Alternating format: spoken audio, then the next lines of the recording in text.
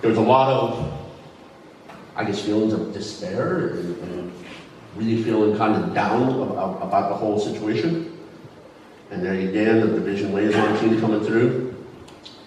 And then shortly after that, the police had occupied 44, the checkpoint. And they took it over. They took over their tents, they took over their resources, their firewood, over $10,000 worth of property. They just basically took as their own. And by the time Molly and them had got that stuff, or went to get that stuff back, the RCMP had CGL come in with heavy equipment and tore everything up. And I wish we had the picture. We had a short video that sent us. It was a pile of broken wood and these tents that, these things cost over $1,000 each. Were all torn up in the pile of wood and all their stoves, everything they had. Again, over $10,000 worth of stuff, which is left in a big pile. RCMP basically said, yeah, you can come get your stuff. So a lot of it was destroyed. Some of it was put in a container that was unlocked and left in Houston or something like that. But a lot of it was destroyed. Now, here's one of the positive notes. The following day, the blowback, the aftermath. We've seen a huge amount of people coming out and showing their support for Wissoti, showing how they were mad and pissed off about what the government did. It happened all over across Canada, in some parts of the U.S. Chilliwack. And this one was up in Smithers with the hereditary chiefs and their supporters came out and did a rally afterwards. And then we've seen somebody gave some really bad advice. Told Trudeau, go on a town hall tour.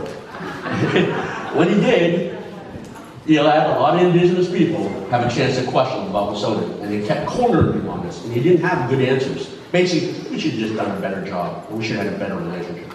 Really, really poor answers around what to do and how to handle the situation. But he kept insisting on, we have to follow the rule of law. Which, if you're watching what's going on today, very interesting. I guess when you're working with big corporations like SNC Lavalin, rule of law doesn't apply. I love that one. Now here's what happened. As he's out on his tour, CGL's out on the land. And as you said, they were only supposed to have surveyors, right? They brought in the heavy equipment. They started tearing up the land. Some of the women, the elders, had a chance to go out there and start seeing what they were doing. Because they have a police escort, right? So it's not like you can just walk out there and check it out if you want. They were constantly being watched because CGL was acting as if they were being threatened. So the cops were constantly around the construction sites. So we could see, I believe they were even saying, they were picking places saying, that's where we picked our blueberries. This is where we harvested something else. So they recognized the specifics of their lands that were being destroyed. This is one of the trappers, part of the land-based learning and healing and supporting. And here he is when he gets to see what happened to the trap line. They totally destroyed the trap line. Now, it made the news though. I don't know if you remember, that was a short bit for about a day or two. It shut down CGL for a moment. Not because the government ordered, but CGL had tried to put spin on it and said they're putting out traps there for our workers.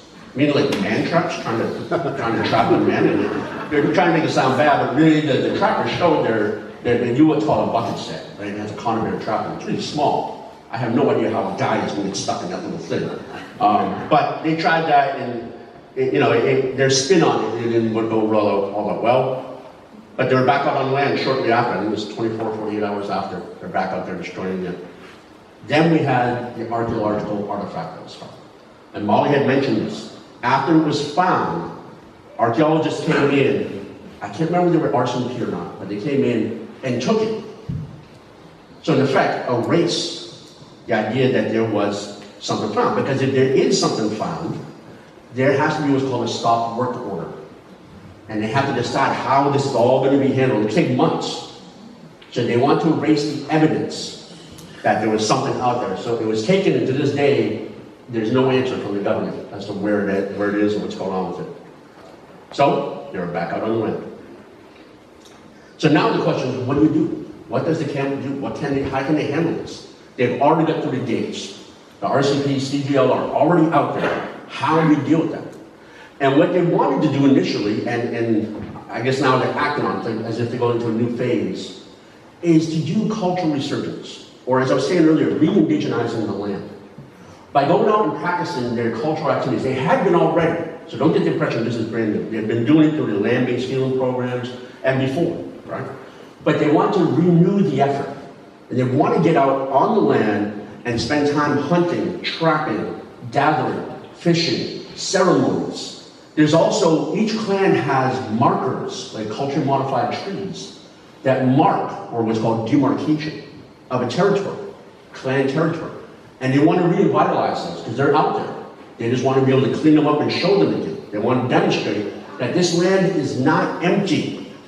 Because for 500 years, as indigenous people, that's how we've been treated. Terra nullius, uninhabited land. As if nothing is out there, nobody and no evidence of occupancy. Right? And that allows them to go and say, well, nobody's going to claim it, I'm going to. But here they're demonstrating that they are using the land. It has been used for tens of thousands of years. And you can find the evidence. And as Molly mentioned near the end of her video, they just found some more evidence. Last night she told me that CGL was just found 2 infractions against her permit. And one of them had something to do with the archaeological evidence and something else. But they're anticipating there might be about a 1-month delay of work. They're anticipating there's going to be a stop work order and they might get some time on it. So, they took back 44, rebuilt it, and that's what it'll be almost, again, like another cultural center. So Unistoten is more of a healing center. This becomes more of a cultural center that's going to coordinate cultural activity. And they're going to get back out on the land. Now, that is really why we're here tonight. Because Unistoten and Gitumt'en had raised a lot of money through GoFundMe right after raise. Unfortunately, the vast majority of that is going to lawyers. And the rest of it is going to maintain the camps, keeping people fed and supplies, whatever they need while they're there. Which leaves almost no money for the equipment you need to go out in minus 25, minus 30 weather out on the land and spend days, not just go out for the afternoon and come back, but go out there for days and exercise those cultural rights and responsibilities to be on the land. They want to demonstrate that their culture is alive on the land, so that the construction is in direct opposition to that culture. Because that will bring up the ideas of cultural genocide. I mean, we shouldn't have to qualify the word genocide with the word culture in front of it. Genocide is genocide. Right? You attack people's way of life and try to destroy it, that's an act of genocide. But when people hear cultural genocide, they have to paint a better picture in their head of what we're talking about. Right? So they want to show, they really want to, in a very contentious way, demonstrate how pipeline construction is engaged in cultural genocide as they are ongoing in doing this actively. So tonight is about trying to raise the funds to give them the gear they need to get out on the land. So if you notice behind all the art and stuff, I have a gear display of a lot of equipment very similar to the setup they're going to use. So you can take a look at that, and you can see it's not easy to go out for several days in minus 25 weather. It's rough stuff, right? It takes a lot of good gear to do so if you don't want to end up in hypothermia. So at any point in time, take a look in the back. We also have a setup there where if you want, you can donate specifically. If you think there's a particular piece of gear you like, whether it's first aid stuff, survival stuff, you could donate for money that will go directly to purchasing of that type of gear, that class of gear. Right? So make sure as soon as we break here, take a look at that. Really think about what it takes to get out on the land. Because when you look at all that and the weight, and this is not everything. This ain't food and water and clothes and everything else. This is just the gear, the hardware that they need to get on. That's a lot of weight to carry throughout days of being out in the bush in the snow. So think about the sacrifices they make when they have to practice their culture as a method or a strategy of blocking pipeline construction. I want to say thank you to the organizers who so quickly, when I brought this idea up, jumped on this, and they got together and made this happen tonight. They really put a lot together.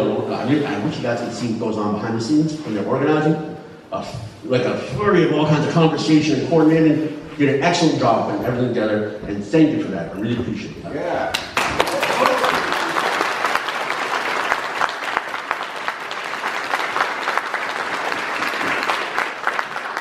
So I believe we're going to go into break very shortly, and when we do, My wife and I, we sit up here. Any further questions you got, we're more than happy to answer whatever we can. Oh, and another quick good piece of news. My wife and I are taking off tonight almost immediately to get up to Wissodian territory because Molly is going to be a big ceremony tomorrow getting her chieftain. All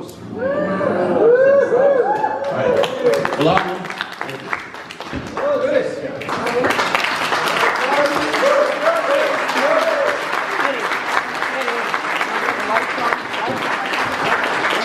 All right, we have one more piece of news before you get up.